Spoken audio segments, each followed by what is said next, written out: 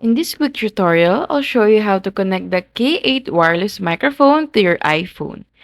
It's actually very simple and you'll be ready to record in just a few steps.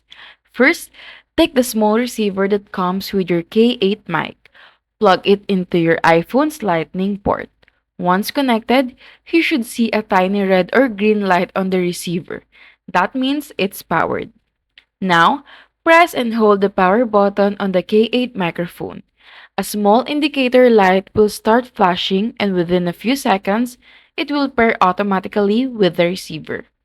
To check if it's working, open your iPhone's camera app or voice memos app and start recording.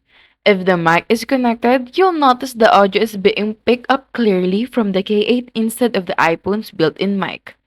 If it doesn't connect, unplug the receiver and plug it back in. Then restart the microphone. Also, make sure your iPhone case isn't blocking the lightning port. And that's it. Plug in the receiver, power on the mic, and start recording. The K8 wireless microphone is a plug and play device, so there's no need for apps or Bluetooth setup.